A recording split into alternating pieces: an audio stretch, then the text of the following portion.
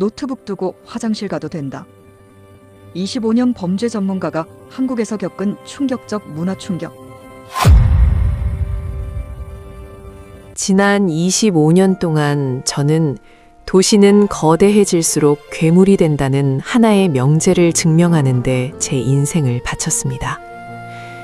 인구 밀도와 익명성, 그리고 군중이 만나는 순간 사고는 필연적으로 발생하며 뉴욕이나 파리, 런던과 같은 대도시는 그 화려한 불빛 아래 위험이라는 본능을 숨기고 있다는 것. 그것은 제게 신념이 아니라 냉정한 통계이자 과학이었습니다. 저는 마이클 앤더슨입니다. 캐나다 토론토에서 태어나 평생을 국제 치안 정책 분석가로 살아온 제가 이토록 견고했던 확신을 의심하게 된 것은 아주 사소한 데이터의 변화 때문이었습니다. 전 세계의 도시들이 과연 이곳은 아이를 키울 수 있는 곳인가 라는 질문 앞에서 비틀거릴 때 유독 한국이라는 나라, 그 중에서도 서울로 향하는 가족 단위의 이주민들이 늘어나고 있다는 기이한 현상 말입니다. 처음에는 그저 일시적인 유행이거나 한류 콘텐츠가 만들어낸 환상일 것이라 치부했습니다. 인구 1,000만 명이 넘는 메트로폴리스가 안전하다는 것은 제 이론상 불가능한 일이었으니까요. 부모들이 어린 자녀를 데리고 언어도 문화도 낯선 아시아의 대도시로 향하는 것은 집단적인 착각이라 단정했습니다. 부모는 아이의 안전을 위해서라면 그 어떤 모험도 하지 않는 지구상에서 가장 보수적인 집단입니다. 그런 그들이 서울을 선택했다면 그곳에는 제가 모르는 무언가가 있거나 아니면 그들 모두가 거대한 속임수에 빠진 것이 분명했습니다. 저는 이 현상의 실체를 파헤치기로 결심했습니다. 연구실의 모니터 너머가 아니라 제 두 발로 그 땅을 밟고 제 이론이 틀리지 않았음을, 그들의 선택이 무모했음을 증명해 보이고 싶었습니다. 아내는 처음에 저를 말렸습니다. 11살 딸과 9살 아들을 데리고 연구를 핑계로 낯선 도시에 3개월이나 머물겠다는 계획은 가장으로서 무책임해 보였을 겁니다. 하지만 저는 아내의 눈을 똑바로 바라보며 말했습니다. 여보, 바로 그렇기 때문에 가야 해. 아이들을 데리고 살아봐야만 알 수 있어. 그 도시가 정말로 아이들에게 안전한지 아니면 그저 화려하게 포장된 위험지대인지 말이야. 결국 우리는 서울행 비행기에 올랐습니다. 비행기 좌석에 앉아 낡은 가죽 노트를 펼친 저는 첫 페이지에 굵은 펜으로 질문 하나를 적어내려갔습니다. 왜 하필 한국인가? 무엇이 전 세계 부모들로 하여금 이 낯선 나라를 선택하게 만들었는가? 하지만 아무도 예상하지 못했습니다. 수십 년간 쌓아온 제 확신이 단 며칠의 관찰로 조용히 그리고 처참하게 무너질 줄은 말입니다. 지금부터 들려드릴 이야기는 그 무너짐에 대한 기록이자 제가 평생 믿어온 세상의 규칙이 뒤집히는 과정에 대한 고백입니다. 인천국제공항에 발을 디딘 순간 저는 본능적으로 분석가의 눈을 떴습니다. 공항은 국가의 첫인상을 결정짓는 연출된 공간입니다. 수많은 CCTV와 보안 요원, 잘 훈련된 직원들이 만들어내는 질서는 일종의 쇼윈도와 같죠.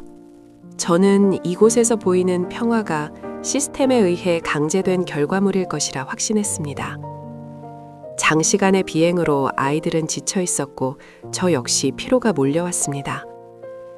입국 심사대 앞에는 이미 30명 남짓한 사람들이 줄을 서 있었습니다. 제 경험상 이런 상황은 군중의 인내심을 시험하는 첫 번째 관문입니다. 누군가는 혀를 차고 아이들은 칭얼거리며 어른들은 불만 섞인 한숨을 내쉬기 마련이죠. 소음과 짜증이 뒤섞인 그 익숙한 풍경을 예상하며 저는 주변을 둘러보았습니다. 그런데 이상했습니다. 불평하는 목소리가 들리지 않았습니다. 새치기를 하려는 사람도 큰 소리로 떠드는 사람도 없었습니다. 사람들은 그저 스마트폰을 보거나 일행과 조용히 대화를 나누며 자신의 차례를 기다리고 있었습니다. 보안 요원이 곳곳에 배치되어 있었지만 그들은 감시자가 아니라 안내자처럼 보였습니다. 누군가 지켜보고 있어서 억지로 지키는 질서가 아니었습니다. 마치 호흡하듯 자연스러운 침묵 속에 흐르는 기묘한 질서였습니다. 저는 등골이 서늘해지는 것을 느꼈습니다. 소란스러운 불만보다 더 무서운 것은 훈련되지 않은 군중이 보여주는 이토록 차분한 침묵이었으니까요. 이것은 제가 수집해온 그 어떤 데이터와도 일치하지 않는 모습이었습니다. 입국 심사를 마치고 소화물을 찾은 뒤 우리는 허기를 채우기 위해 공항식당으로 향했습니다. 아이들이 배고프다고 보채기 시작했거든요.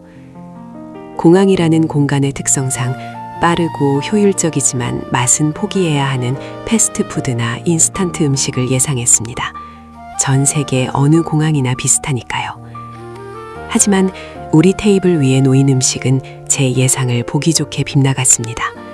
플라스틱 용기가 아닌 정갈한 도자기 그릇에 담긴 밥과 국, 그리고 4-5가지의 반찬들. 그것은 단순히 허기를 때우기 위한 연료가 아니라 누군가에게 대접받는 듯한 제대로 된 식사였습니다. 딸아이가 숟가락을 들며 물었습니다. 아빠, 공항 음식인데 왜 이렇게 맛있어? 아들도 고개를 끄덕이며 국물을 들이켰습니다. 저는 대답 대신 메모장을 꺼내들었습니다. 그리고 이렇게 적었습니다. 빠름보다 기본을 지키는 느낌이 강하다. 효율성과 이익을 최우선으로 하는 자본주의의 최전선인 공항에서 이 사회는 기이하게도 정성을 선택하고 있었습니다. 식사를 마치고 화장실로 향했을 때 저는 또 한 번의 충격을 받았습니다. 청소 중이라는 표지판 옆에서 바닥을 닦던 중년의 여성 직원이 저와 아들을 보더니 잠시 걸레질을 멈추고 손짓을 했습니다. 미끄러우니 천천히 가세요. 조심하세요. 그녀의 말투는 교육받은 매뉴얼이 아니었습니다. 기계적인 친절함이나 의무감에서 나온 말이 아니었어요. 마치 집에 놀러온 손주를 걱정하는 할머니처럼 습관처럼 튀어나온 진심 어린 배려였습니다. 저는 그 짧은 순간에 묘한 위화감을 느꼈습니다. 대도시의 서비스직 종사자들에게서 흔히 보이는 피로와 무관심이 그녀에게는 없었습니다. 저는 다시 메모장을 펼쳤습니다. 질서가 강요되지 않는다라고 적으려다 잠시 멈칫했습니다. 아직 결론을 내리기엔 일러. 공항은 특별한 공간이니까. 서울 시내로 들어가면 이 모든 가식은 벗겨질 거야. 리무진 버스에 오르며 저는 스스로를 다잡았습니다. 창밖으로 스쳐 지나가는 풍경을 보며 저는 마음속으로 전의를 불태웠습니다. 진짜 테스트는 이제부터라고, 이 거대한 도시의 민낯을 기필코 찾아내겠노라고 말입니다. 하지만 버스가 도심을 향해 달릴수록 제 가슴 한구석에서는 설명할 수 없는 불안감이 피어오르기 시작했습니다. 공항에서 느꼈던 그 이질적인 평온함이 단순한 연출이 아닐지도 모른다는 예감 때문이었습니다. 저는 창문에 비친 제 얼굴을 바라보며 중얼거렸습니다. 과연 내가 평생을 믿어온 이론이 이 낯선 도시의 공기 앞에서 버텨낼 수 있을까? 버스는 서서히 그러나 확실하게 저를 제 신념이 시험받게 될 거대한 실험실, 서울의 심장부로 데려가고 있었습니다. 도시의 소음은 그 도시가 앓고 있는 병의 깊이를 보여주는 척도입니다. 인구 밀도가 높아질수록 사람들이 뿜어내는 스트레스와 경적 소리, 그리고 고함은 비례해서 증가해야만 합니다. 그것이 제가 25년간 연구해온 대도시의 생리학이자 거부할 수 없는 중력과도 같은 법칙이었습니다. 리무진 버스에서 내려 서울의 거리에 첫 발을 내디뎠을 때 제가 가장 먼저 마주한 것은 시각적인 충격이 아니라 청각적인 공백이었습니다.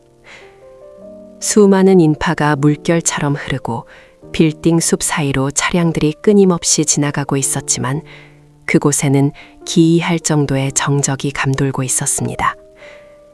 숙소로 걸어가는 길, 저는 귀를 의심했습니다. 분명 눈앞에는 뉴욕의 타임스퀘어나 런던의 피카딜리 서커스만큼이나 많은 사람이 오가고 있었습니다. 제 이론대로라면 이곳은 소음의 도가니여야 했습니다. 어깨를 부딪히며 짜증을 내는 소리, 급하게 가려는 차들의 신경질적인 경적, 누군가를 부르는 고함이 뒤섞여 있어야 마땅했죠. 하지만 서울의 거리는 마치 거대한 방음벽 안에 들어와 있는 것처럼 차분했습니다. 사람들은 서로의 속도를 기가 막히게 조절하고 있었습니다. 앞사람이 느리면 뒤따르던 사람은 조용히 속도를 줄이거나 물 흐르듯 자연스럽게 동선을 바꿔 비켜갔습니다. 충돌을 피하기 위한 그들의 움직임은 마치 잘 짜인 안무를 보는 듯했습니다. 저는 멍하니 그 풍경을 바라보았습니다. 소음이 없다는 것은 단순히 조용하다는 뜻이 아닙니다. 그것은 서로에 대한 공격성이 제거되어 있다는 뜻입니다. 타인의 영역을 침범하지 않으려는 본능적인 배려가 공기 중에 깔려있지 않고서는 불가능한 현상이었습니다. 낯선 도시의 이 고요함은 저를 안도하게 하기보다는 오히려 불안하게 만들었습니다. 제 평생의 지론이 흔들리는 소리가 귓가에 들리는 듯 했기 때문입니다. 과연 이것이 가능한 일일까요? 1000만이 넘는 사람들이 부대끼며 살아가는데 서로를 향해 나를 세우지 않는다는 것이 말입니다. 카페에 들어갈 때였습니다. 앞서 들어가던 정장 차림의 남자가 문을 밀고 들어갔습니다. 보통 대도시에서는 자신이 들어가자마자 손을 놓아버려 뒷사람이 문에 부딪히는 경우가 다반사입니다. 하지만 그 남자는 멈춰 섰습니다. 뒤따라오던 저와 아내 그리고 두 아이가 모두 문 안으로 들어올 때까지 묵묵히 문을 잡고 있었습니다. 좋기 10초는 걸렸을 시간입니다. 제가 감사하다는 눈빛을 보내며 고개를 숙이려던 찰나 그는 이미 등을 돌려 자신의 자리를 찾아가고 있었습니다. 그것은 보여주기 위한 친절이나 칭찬을 바라는 매너가 아니었습니다. 그저 숨을 쉬듯 당연한 행동이었습니다. 마치 뒷사람이 들어올 때까지 문을 잡는다는 것이 이 도시의 법전 어딘가에 명시되어 있기라도 한 것처럼 말이죠. 그날 하루 동안 저는 문을 잡아주는 장면을 5번이나 목격했습니다. 편의점, 지하철역, 식당, 그리고 서점. 남녀노소 할 것 없이 그들은 대가도 과시도 없이 다음 사람을 위해 문을 잡았습니다. 저는 호텔 로비에 앉아 떨리는 손으로 메모장에 적었습니다. 익명의 친절. 그리고 그 아래에 물음표를 던졌습니다. 이것은 개인의 선한 성향일까? 아니면 사회가 강요한 규범일까? 혹은 우리가 잃어버린 인간의 품격일까? 오후 늦게 아이들에게 지하철 경험을 시켜주기 위해 역으로 내려갔습니다. 출퇴근 시간이 아니라 내부는 비교적 한산했지만 좌석은 꽉 차 있었습니다. 그때 지팡이를 짚은 백발의 할머니가 천천히 열차 안으로 들어오셨습니다. 그 순간 제 눈앞에서 믿기 힘든 광경이 펼쳐졌습니다. 할머니가 서 계신 곳 근처의 좌석에 앉아있던 세 사람이 동시에 용수철처럼 튀어 일어난 것입니다. 스마트폰을 보던 대학생, 이어폰을 낀 젊은 남자, 그리고 피곤해 보이는 중년 여성까지 약속이라도 한 듯 동시에 일어났습니다. 한 사람이 양보하는 것은 개인의 미덕일 수 있습니다. 하지만 3명이 동시에 반응한다는 것은 이것이 철저하게 학습된 사회적 반사신경이라는 증거였습니다. 할머니는 가장 가까운 자리에 앉으며 가볍게 목례를 했고 나머지 2 사람은 머쓱한 표정으로 다시 자리에 앉았습니다.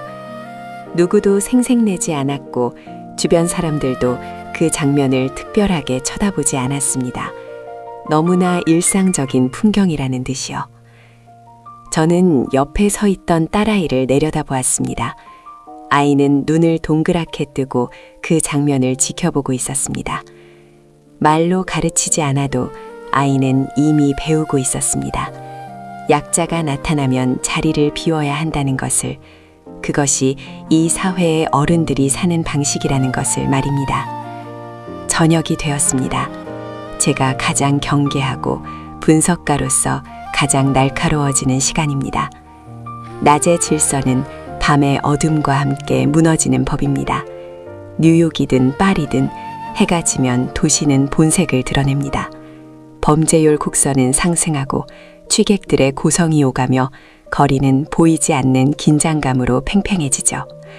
특히 가족 단위의 관광객에게 밤거리란 피해야 할 금기구역이나 다름없습니다. 하지만 서울의 밤은 제 예상을 또 한 번 비웃듯 평온했습니다. 밤 9시가 넘은 시각 번화가 한복판을 걷는데 유모차를 끄는 부부를 마주쳤습니다. 아이의 손을 잡고 산책을 나온 가족들도 심심치 않게 보였습니다. 그들의 얼굴에는 그 어떤 긴장감도 서려 있지 않았습니다. 주변을 경계하며 걷는 빠른 발걸음도 어두운 골목을 피해 돌아가는 모습도 없었습니다. 그들은 마치 자기 집 거실을 걷듯 편안해 보였습니다. 가로등 불빛 아래서 아이스크림을 먹으며 웃고 있는 가족을 보며 저는 등 뒤에서 식은땀이 흐르는 것을 느꼈습니다. 이 평온함은 도대체 어디서 오는 것일까요? 제가 25년 동안 쌓아온 데이터에 따르면 인구 1000만의 대도시에서 밤 9시에 아이를 데리고 거리를 활보하는 것은 무모한 짓이어야 합니다. 하지만 이곳에서는 그것이 일상이었습니다. 저는 스스로를 의심하기 시작했습니다. 내가 지금 집단 최면에 걸린 것은 아닐까? 아니면 내가 보고 있는 이 안전함이 사실은 거대한 감시 시스템이 만들어낸 허상일까? 하지만 거리에는 경찰도 위압적인 보안 요원도 보이지 않았습니다. 그저 밤 공기를 즐기는 시민들이 있을 뿐이었습니다. 숙소로 돌아가는 길 거리의 네온 사인이 화려하게 빛나고 있었지만 그 빛은 위협적이지 않았습니다. 오히려 거리를 걷는 사람들을 따뜻하게 감싸주는 듯 했습니다. 저는 횡단보도 앞에 멈춰 섰습니다. 신호를 기다리는 사람들 사이에서 저는 문득 제 자신이 이방인이 아니라 이 흐름의 일부가 된 것 같은 착각을 느꼈습니다. 아무도 저를 경계하지 않았고 저 또한 누군가를 경계할 필요를 느끼지 못했기 때문입니다. 이것은 제가 알던 대도시의 정의와는 너무나 다른 감각이었습니다. 호텔방에 돌아와 아이들을 재우고 저는 다시 노트를 펼쳤습니다. 오늘 하루 제가 목격한 것들을 정리하려 했지만 펜을 든 손이 쉽게 움직이지 않았습니다. 관찰 기록을 쓰자니 제가 가진 편견이 자꾸만 방해를 했고 분석을 하자니 명확한 근거를 찾을 수 없었기 때문입니다. 한참을 망설이다가 저는 노트 한가운데에 이렇게 적었습니다. 질문을 바꿔야 할지도 모른다. 왜 한국이 안전한가가 아니라 왜 다른 도시들은 위험한가? 창밖으로 서울의 야경이 끝없이 펼쳐져 있었습니다. 저 수많은 불빛 아래서 수백만의 사람들이 잠들고 깨어나고 움직이고 있을 겁니다. 그 거대한 혼돈 속에서 어떻게 이런 질서가 유지될 수 있는 것인지 저는 아직 답을 찾지 못했습니다. 하지만 한 가지는 분명했습니다. 내일 제가 하려는 실험은 오늘 본 것보다 더 깊은 곳, 이 사회의 신뢰라는 지반을 건드리는 일이 될 것이라는 사실입니다. 저는 내일 카페에 노트북을 두고 자리를 비울 생각입니다. 가장 원초적인 욕망과 익명성이 만나는 그 순간, 과연 이 도시의 가면이 벗겨질지 아니면 또 다른 기적을 보여줄지 확인해야만 했습니다. 25년의 확신을 건 도박이 시작되려 하고 있었습니다. 범죄학에서는 흔히 깨진 유리창 이론을 이야기하지만 저는 지난 25년간 열린 지갑 이론을 더 신뢰해 왔습니다. 누군가의 무방비함은 타인의 탐욕을 자극하는 가장 강력한 초대장이며 기회와 익명성이 만나는 순간 인간의 도덕성은 모래성처럼 쉽게 무너진다는 것이 제 지론이었습니다. 물건을 훔치는 데 필요한 시간은 단 3초. 그 찰나의 순간이 도시의 신뢰를 무너뜨리는 데는 충분합니다. 저는 오늘 그 3초의 유혹이 이 도시에서 어떻게 작동하는지 혹은 작동하지 않는지를 제 눈으로 직접 확인하기 위해 아침 일찍 숙소를 나섰습니다. 관찰만으로는 부족했습니다. 저는 무대 위로 올라가 직접 상황을 연출하고 그 결과를 통해 제 의심을 검증해야만 했습니다. 사람들로 북적이는 도심의 대형 카페에 자리를 잡았습니다. 커피 향과 사람들의 대화 소리가 뒤섞인 이곳은 실험을 하기에 최적의 장소였습니다. 제 옆 테이블에는 20대 초반으로 보이는 젊은 여성이 앉아 있었습니다. 그녀는 노트북을 펴놓고 무언가 열심히 타이핑을 하다가 전화를 받으며 자리에서 일어났습니다. 그리고는 망설임 없이 화장실 쪽으로 걸어갔습니다. 저는 제 눈을 의심했습니다. 테이블 위에는 최신형 스마트폰과 지갑, 그리고 노트북이 덩그러니 놓여 있었습니다. 그녀의 자리는 출입구와 불과 5걸음 거리였습니다. 누군가 마음만 먹으면 물건을 낚아채 거리로 사라지는데 10초도 걸리지 않을 위치였죠. 저는 반사적으로 시계를 보았습니다. 1분이 지났습니다. 카페 안에는 수십 명의 사람이 오가고 있었고 주문을 기다리는 줄은 길었습니다. 그 혼잡함 속에서 주인 잃은 물건들은 마치 나를 가져가세요라고 외치는 듯 위태로워 보였습니다. 제 심장이 묘하게 뛰기 시작했습니다. 저 물건들이 사라질까봐 걱정되어서가 아니었습니다. 제 이론대로라면 누군가는 저 물건에 눈독을 들여야 마땅했기 때문입니다. 5분이 지났고 10분이 지났습니다. 하지만 그 누구도 테이블을 쳐다보지 않았습니다. 지나가던 사람들은 그저 자신의 커피를 들고 조심스럽게 그 옆을 스쳐 지나갈 뿐이었습니다. 15분이 지나서야 그녀가 돌아왔습니다. 그녀는 안도하는 표정도 서둘러 물건을 확인하는 기색도 없었습니다. 그저 당연하다는 듯 자리에 앉아 식은 커피를 한 모금 마시고 다시 타자를 치기 시작했습니다. 저는 메모장에 떨리는 글씨로 적었습니다. 첫 번째 케이스, 우연일 가능성 배제 못함, 운이 좋았을 뿐이다. 이제 제 차례였습니다. 저는 가방에서 제 노트북을 꺼내 테이블 위에 올려두었습니다. 이 노트북 안에는 제가 25년 동안 연구해온 모든 범죄 데이터와 분석 자료, 그리고 집필 중인 원고가 들어있었습니다. 물론 클라우드에 백업은 해두었지만 이 기계 자체가 가진 상징성은 제게 남달랐습니다. 제 인생이 담긴 물건을 담보로 거는 도박이었습니다. 저는 심호흡을 한번 하고 자리에서 일어났습니다. 의자가 바닥을 긁는 소리가 유난히 크게 들렸습니다. 저는 뒤를 돌아보지 않으려 애쓰며 화장실로 향했습니다. 등 뒤가 따가웠습니다. 수많은 시선이 제 노트북에 꽂히는 것만 같았습니다. 화장실 거울 앞에 섰을 때 제 얼굴은 긴장으로 굳어있었습니다. 미친 짓이야. 여긴 인구 1000만의 대도시라고. 뉴욕이나 런던이었다면 이미 장무라비의 손에 넘어갔을 시간이야. 저는 속으로 중얼거리며 시간을 쟀습니다. 1분, 2분, 3분. 그 짧은 시간이 영겁처럼 느껴졌습니다. 화장실 문을 열고 나가는 순간 저는 최악의 시나리오를 머릿속에 그리고 있었습니다. 텅 빈 테이블, 당황한 직원의 표정, 그리고 경찰서에서 진술서를 쓰고 있는 제 모습까지. 복도를 걸어가는 제 발걸음은 납덩이를 매단 듯 무거웠습니다. 코너를 돌면 제 자리가 보일 겁니다. 저는 눈을 질끈 감았다가 떴습니다. 그리고 그곳에 제 노트북은 그대로 있었습니다. 누군가 만진 흔적도 위치가 바뀐 기색도 없었습니다. 화면 보호기가 켜진 채 조용히 주인을 기다리고 있을 뿐이었습니다. 저는 자리에 주저앉듯 앉았습니다. 안도감과 함께 알 수 없는 허탈감이 밀려왔습니다. 주변을 둘러보았습니다. 옆 테이블의 커플은 서로에게 밥을 먹여주고 있었고 건너편의 학생은 책에 코를 박고 있었습니다. 아무도 제 노트북에 관심을 두지 않았습니다.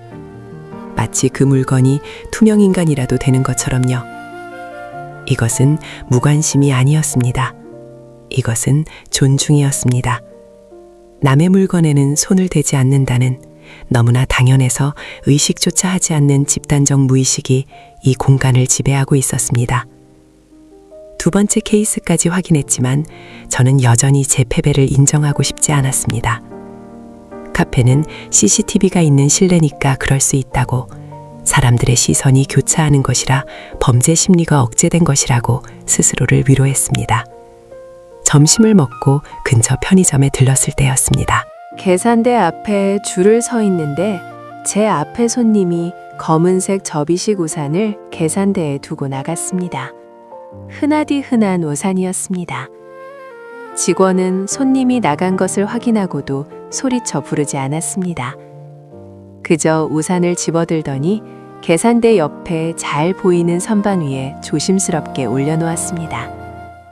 제가 물었습니다. 저거 분실물 센터로 보내야 하는 거 아닙니까? 주인이 안 오면 어떡하죠? 직원은 제 질문이 이상하다는 듯 눈을 동그랗게 뜨고 대답했습니다. 아니요, 금방 찾으러 오실 거예요. 비도 오는데 가져가시겠죠. 여기 두면 다들 알아서 찾아가세요. 그의 말투에는 한치의 의심도 없었습니다. 혹시나 누가 가져가면 어쩌지 하는 불안이 아니라 주인이 반드시 돌아올 것이라는 확신이 담겨 있었습니다. 그 확신은 어디서 오는 걸까요? 저는 계산을 마치고 나오며 편의점 유리창 너머로 그 우산을 바라보았습니다. 그것은 단순한 분실물이 아니라 이 사회의 신뢰 수준을 보여주는 기념비처럼 보였습니다. 저녁 무렵 저는 도심의 공원을 가로질러 숙소로 향했습니다. 해가 뉘엿뉘엿 지고 있었고 공원 벤치에는 사람들이 드문드문 앉아 있었습니다. 그때 벤치 하나에 놓인 가방이 제 눈에 들어왔습니다. 주인은 보이지 않았습니다. 낡은 스포츠 다방이었습니다. 저는 걸음을 멈추고 근처 나무 뒤에 서서 지켜보기로 했습니다. 이번에는 실내가 아닌 야외였고 CCTV 사각지대였습니다.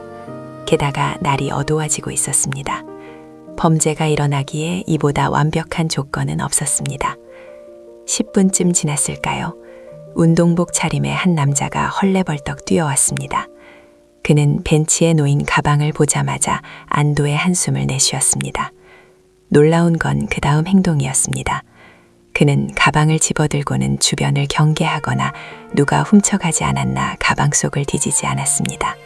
그저 땀을 닦으며 가방을 어깨에 맸습니다.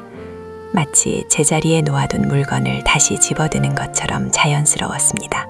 그는 자신이 자리를 비운 사이 누군가 가방을 가져갈 수도 있다는 가정 자체를 하지 않은 듯 했습니다.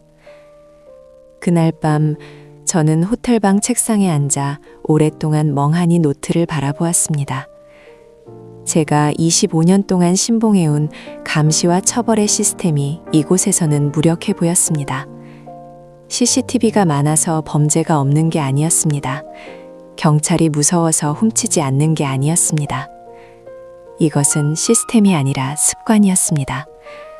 어릴 때부터 체득된 남의 것을 탐하지 않는다는 도덕적 습관이 천만 시민의 몸에 배어 있는 것이었습니다. 저는 떨리는 손으로 노트에 문장 하나를 적어 내려갔습니다. 신뢰는 시스템이 아니라 습관이다. 감시 때문이 아니라 학습된 행동이다. 그리고 그 아래 아주 작은 글씨로 덧붙였습니다. 내 이론이 틀렸을 수도 있다. 이 한 문장을 쓰는데 30분이 걸렸습니다. 펜을 들었다 놓기를 수없이 반복했습니다. 그것은 제 인생을 부정하는 문장이었으니까요. 하지만 써야 했습니다. 연구자는 자신의 신념이 아니라 눈앞의 데이터를 따라가야 하는 사람이니까요. 설령 그 데이터가 자신을 초라하게 만들지라도 말입니다. 창밖을 보니 서울의 밤은 여전히 환했습니다. 저 수많은 불빛 아래 수만 개의 지갑과 휴대폰이 카페 테이블 위에, 벤치 위에, 혹은 열린 가방 속에 무방비하게 놓여 있을 겁니다. 하지만 그것들은 사라지지 않을 겁니다.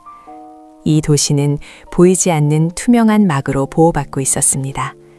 서로가 서로를 믿는다는, 제가 잃어버렸던 그 순수한 신뢰의 막으로 말입니다. 이제 저는 더 깊은 곳으로 들어가야 했습니다. 이 놀라운 습관이 어디서 시작되었는지 그 뿌리를 찾아야만 했습니다. 내일은 관광객이 아닌 진짜 생활인들이 사는 동네로 가볼 생각입니다. 그곳에 어쩌면 이 거대한 수수께끼의 열쇠가 숨겨져 있을지도 모릅니다. 한 사회의 품격을 결정하는 것은 마천루의 높이나 GDP의 숫자가 아닙니다. 그것은 그 사회가 가장 약한 존재를 대하는 태도, 바로 그 1m의 시선에 달려 있다는 것을 저는 서울의 변두리에서 배웠습니다. 화려한 도심의 네온 사인이 꺼진 뒤 진짜 사람들의 삶이 숨쉬는 곳을 보고 싶어 저는 일부러 관광지도가 아닌 일반 주택가로 향했습니다.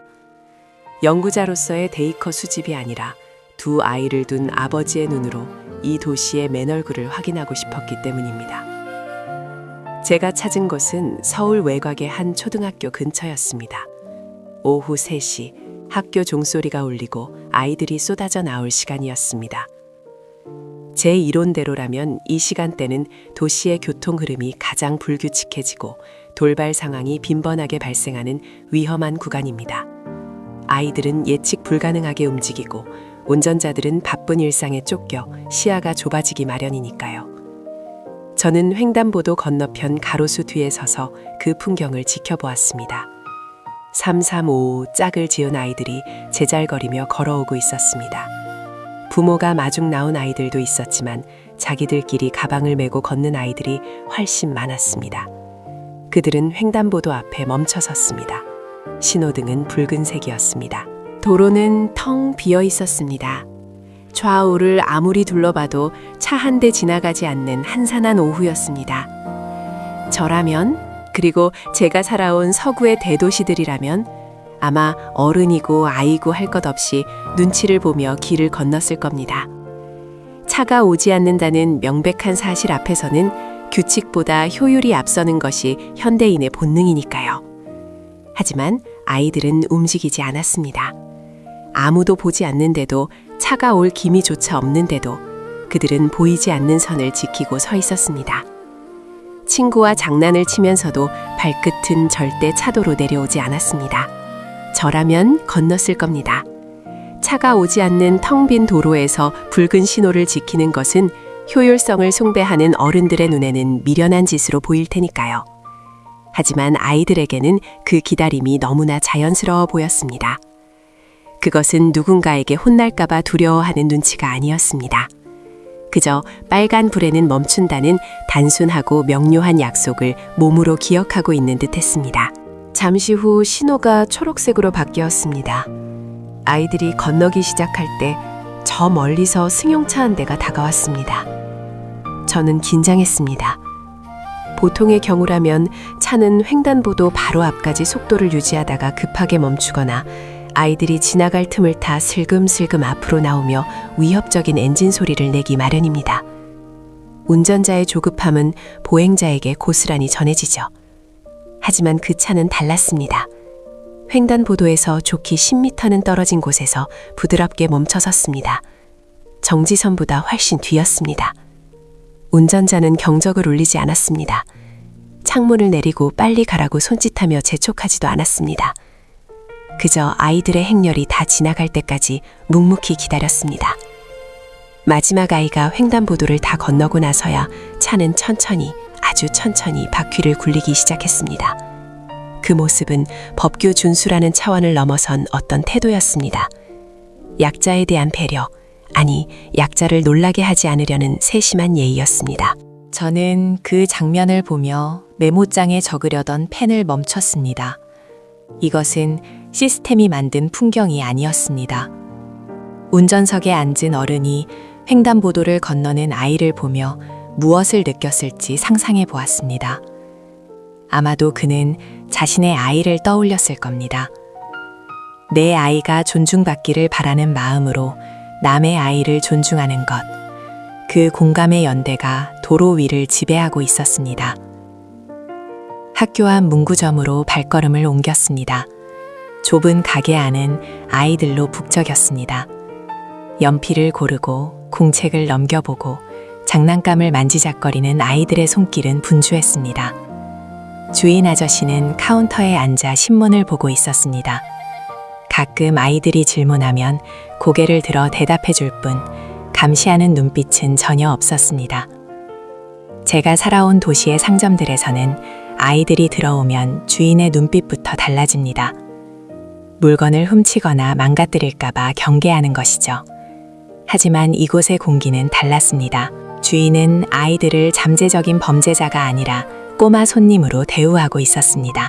아이들은 자유롭게 물건을 구경하고 고른 물건을 계산대로 가져와 동전을 내밀었습니다. 주인은 아이의 눈높이에 맞춰 허리를 숙이고 거스름돈을 건네며 웃어주었습니다. 그 짧은 거래 속에서 아이들은 신뢰를 배우고 있었습니다. 어른이 나를 믿어준다는 감각. 그것은 아이가 자존감 있는 시민으로 성장하는데 가장 중요한 자양분입니다. 가게를 나서는 아이들의 등 뒤로 주인의 목소리가 들렸습니다. 차 조심하고 천천히 가라. 저는 밖으로 나와 길가에 서 있던 한 부모와 아이를 목격했습니다. 아이가 공을 쫓아 갑자기 차도로 뛰어들려 하자 어머니가 아이의 옷깃을 잡으며 말했습니다. 기다려. 차 올 수 있으니까 멈춰야지. 그 말 속에는 묘한 울림이 있었습니다. 보통은 위험해 혹은 조심해 라고 소리칩니다. 하지만 그녀는 기다려 라고 말했습니다. 조심해라는 공포를 심어주지만 기다려라는 인내와 교칙을 가르칩니다. 전자가 생존을 위한 본능을 자극한다면 후자는 더불어 살아가기 위한 시민의 예절을 가르치는 것입니다. 근처 공원 놀이터로 향했습니다. 벤치에는 부모들이 앉아 담소를 나누고 있었고 아이들은 정글짐과 미끄럼틀 사이를 뛰어다녔습니다. 한 아이가 뛰어가다 모래밭에 넘어졌습니다. 꽤 세게 넘어진 것 같았습니다. 저라면 당장 달려가 아이를 일으켜 세우고 흙을 털어주었을 겁니다. 하지만 아이의 부모는 엉덩이를 들썩이다가 다시 자리에 앉았습니다. 그리고 아이를 지켜보았습니다. 아이는 잠시 울상을 짓더니 스스로 무릎을 털고 일어났습니다. 그리고 다시 친구들에게 달려갔습니다. 그 순간 저는 머리를 한 대 맞은 듯한 충격을 받았습니다. 이 사회는 효율이 아니라 기준으로 움직이고 있었습니다. 그리고 그 기준은 어른의 편의가 아니라 아이의 성장이었습니다. 차는 아이를 위해 멈추고, 가게는 아이를 믿어주고, 부모는 아이가 스스로 일어날 때까지 기다려줍니다. 빠른 것보다 옳은 것을 선택하는 사회. 이것은 단기적인 정책이나 캠페인으로 만들 수 있는 풍경이 아니었습니다. 수십 년, 아니 수백 년에 걸쳐 할아버지가 아버지에게, 아버지가 아들에게 전해온 삶의 방식이자 유산이었습니다. 저는 벤치 구석에 앉아 노트를 펼쳤습니다. 그리고 떨리는 손으로 이렇게 적었습니다. 안전한 도시만 아이를 보호하는 도시가 아니다. 아이를 기준으로 설계된 도시다. 그리고 그 아래에 한 문장을 더 덧붙였습니다. 이제 질문을 바꿔야 한다. 왜 한국은 안전한가가 아니라 우리는 왜 아이를 기준으로 살지 않는가? 어른들이 아이를 기준으로 행동할 때 도시는 자연스럽게 안전해집니다. 아이가 보고 있다는 자각, 아이에게 부끄럽지 않은 어른이 되어야 한다는 그 무거운 책임감이 사회 전체의 도덕적 수준을 끌어올리고 있었던 것입니다. 신호등 앞에서 멈춘 차도, 문구점 주인의 무심한 듯한 신뢰도, 넘어진 아이를 기다려주는 부모의 인내도 모두 같은 뿌리에서 나온 가지들이었습니다. 2주 후 서울 시내에서 대규모 축제가 열린다는 소식을 들었습니다. 수십만 명이 운집하는 행사라고 했습니다. 이것이야말로 제 이론을 검증할 마지막이자 가장 확실한 기회가 될 것이었습니다. 만약 한국이 정말로 안전한 곳이라면 가장 혼란스럽고 위험한 상황에서도 그 질서가 유지되어야만 합니다. 저는 그곳으로 가야 했습니다. 제 눈으로 확인한 이 모든 기적들이 우연이 아님을, 군중 속에서도 작동하는 거대한 문화임을 증명해야 했으니까요. 저는 노트를 덮고 자리에서 일어났습니다. 해가 지고 있었지만 놀이터의 아이들은 여전히 환하게 웃고 있었습니다. 그 웃음소리가 이 도시를 지키는 가장 강력한 방패라는 것을 저는 이제야 깨닫기 시작했습니다. 진실이 이론을 압도하는 순간은 언제나 예고 없이 찾아옵니다. 25년 동안 쌓아올린 제 학문적 성과가 수십만 명의 인파 속에서 모래성처럼 허물어지던 그날 밤, 저는 패괴감 대신 전율을 느꼈습니다. 서울에서의 마지막 검증을 위해 제가 찾은 곳은 도심 한복판에서 열리는 대규모 축제 현장이었습니다. 수십만 명이 움집한다는 소식에 저는 본능적으로 긴장했습니다. 제 이론에 따르면 이 정도 규모의 군중은 그 자체로 시한폭탄이나 다름없습니다. 서로 다른 목적을 가진 사람들, 좁은 공간, 그리고 흥분 상태. 이 세 가지 요소가 결합하면 통제 불가능한 혼란이 발생하는 것은 시간 문제라고 믿었습니다. 현장에 도착했을 때 눈앞에는 끝이 보이지 않는 인파가 물결치고 있었습니다. 유모차를 미는 젊은 부부, 지팡이를 짚은 노인, 들뜬 표정의 청소년들, 그리고 저 같은 외국인 관광객들이 뒤섞여 있었습니다. 제 데이터 분석 모델에 따르면 이것은 가장 위험한 조합이었습니다. 이동 속도가 다른 집단이 섞여 있고 언어 장벽까지 존재하는 상황이니까요. 저는 습관처럼 노트를 꺼내 불길한 예측들을 적어 내려갔습니다. 오후 4시 병목 구간 충돌 발생 예상, 5시 군중 밀집도 위험 수치 초과, 6시 통제 불가능 상황 도달. 하지만 시간은 야속하게도 제 예측을 비웃으며 흘러갔습니다. 오후 4시가 지났지만 사람들은 서로의 어깨가 닿을 듯 가까웠음에도 충돌하지 않았습니다. 군중은 마치 하나의 거대한 유기체처럼 움직였습니다. 유모차가 지나가면 사람들은 약속이라도 한 듯 몸을 비틀어 공간을 만들었고, 걸음이 느린 노인이 앞에 있으면 뒷사람은 조용히 속도를 줄였습니다. 고함도 짜증 섞인 밀침도 없었습니다. 제 노트에 적힌 예측, 오후 6시 통제 불가능 단계 진입이라는 문구는 보기 좋게 빗나갔습니다. 대신 저는 그 아래에 떨리는 손으로 이렇게 적어야 했습니다. 이들은 혼란을 즐기는 것이 아니라 질서를 공유하고 있다. 그때였습니다. 멀리서 날카로운 사이렌 소리가 들려왔습니다. 인파의 한가운데서 누군가 쓰러진 모양이었습니다. 구급차의 붉은 경광등이 군중 너머로 보였습니다. 저는 숨을 죽였습니다.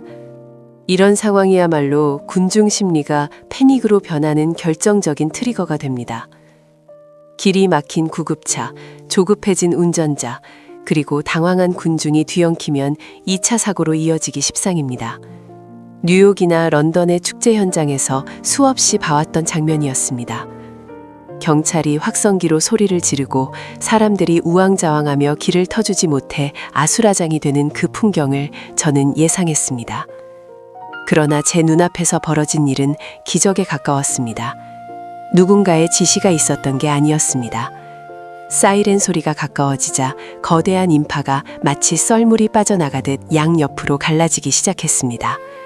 소름 끼칠 정도의 침묵 속에서 사람들은 침착하게 발을 옮겼습니다. 자신이 서 있는 자리에서 딱 한 걸음씩 옆으로 또 옆으로.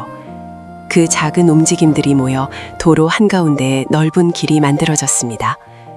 누군가의 고함이나 경찰의 호루라기 소리가 만든 길이 아니었습니다. 그것은 침묵 속에서 이루어진 거대한 합의였습니다. 구급차는 그 길을 따라 막힘없이 지나갔습니다. 운전자는 창문을 열고 고맙다고 소리칠 필요도 없었습니다. 군중은 구급차가 지나가자마자 다시 원래의 대형으로 돌아왔습니다.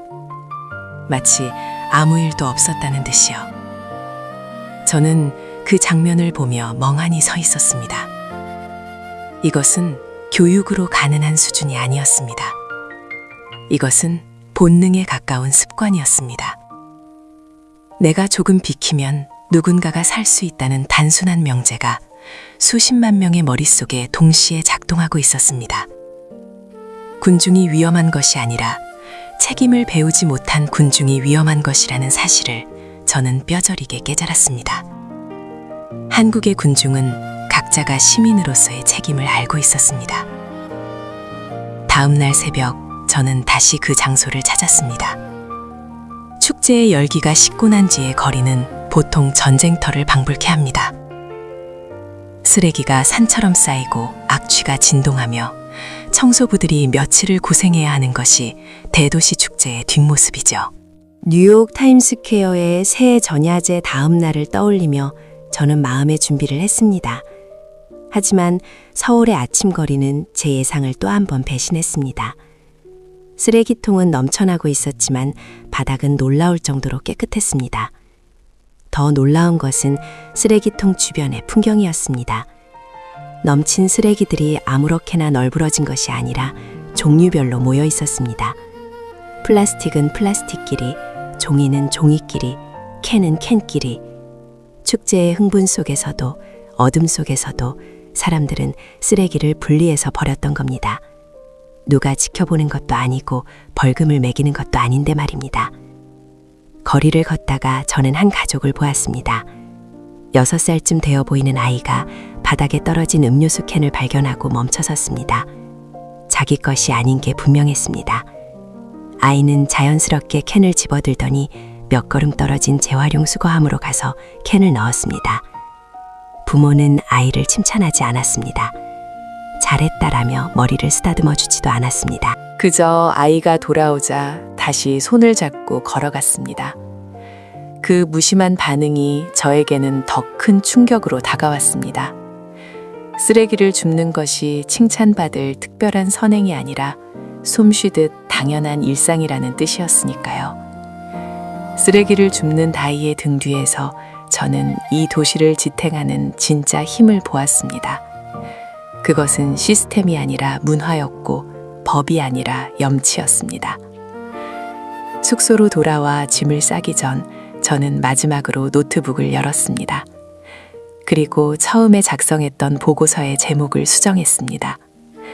한국은 예외다라고 적혀 있던 문장을 지우고 한국은 가능성이다라고 고쳤었습니다. 예외라고 부르면 우리는 그것을 부러워만 할 뿐 배울 수 없습니다. 하지만 가능성이라고 부르면 이야기가 달라집니다. 우리도 할 수 있다는 희망이 생기니까요. 저는 보고서의 결론 부분에 이렇게 적었습니다. 이곳이 안전한 이유는 CCTV가 많아서도 경찰력이 강해서도 아니다. 이 사회가 아이를 중심에 두고 설계되었기 때문이다. 어른들은 아이가 보고 있다는 사실을 잊지 않는다. 신호등 앞에서, 붐비는 지하철에서, 쓰레기가 떨어진 거리에서 어른들은 자신이 아이들의 교과서라는 것을 본능적으로 알고 행동한다. 아이를 위해 불편을 감수하고 아이를 위해 규칙을 지키는 그 마음이 모여 도시 전체를 안전하게 만들었다. 결국 안전은 기술의 문제가 아니라 사랑의 문제였다. 보고서를 저장하고 노트북을 덮는 순간 창밖으로 서울의 아침 해가 떠오르고 있었습니다. 지난 3주간의 시간은 제 25년의 확신을 무너뜨렸지만 대신 더 크고 단단한 진실을 선물해 주었습니다. 도시는 커질수록 위험해지는 것이 아니라 우리가 무엇을 소중히 여기느냐에 따라 달라질 수 있다는 진실 말입니다. 이제 저는 돌아갑니다. 치안 전문가로서가 아니라 두 아이의 아버지로서 더 무거운 책임을 안고 돌아갑니다. 제 아이들에게 가르쳐야 할 것은 자신을 보호하는 기술이 아니라 타인을 배려하는 태도라는 것을 배웠으니까요. 공항으로 가는 택시 안에서 저는 딸아이의 손을 잡았습니다. 아이가 묻더군요. 아빠, 우리 이제 집에 가는 거야? 저는 고개를 끄덕이며 말했습니다. 그래, 집에 가자. 그리고 우리도 이곳 사람들처럼 살아보자. 내가 안전하게 살 수 있는 세상은 아빠가 만드는 게 아니라 우리가 함께 만드는 거란다. 비행기가 이륙하고 서울의 전경이 발 아래로 멀어질 때 저는 마음속으로 깊은 감사 인사를 전했습니다. 나의 오만을 깨트려준 도시, 차가운 콘크리트 숲에서도 사람의 온기가 식지 않을 수 있음을 증명해준 이 낯선 나라에게 경의를 표했습니다. 변화는 거창한 구호에서 시작되는 것이 아닙니다. 떨어진 휴지 조각 하나를 줍는 아이의 손길에서, 구급차를 위해 길을 비키는 시민의 침묵에서 시작됩니다. 그 작은 기적들이 모여 내일을 만듭니다. 저의 기록은 여기서 끝납니다. 하지만 이 이야기가 여러분의 삶 속에서 새로운 시작이 되기를 간절히 바랍니다. 끝까지 함께 해주셔서 진심으로 감사드립니다. 항상 건강하고 행복하세요. 고맙습니다.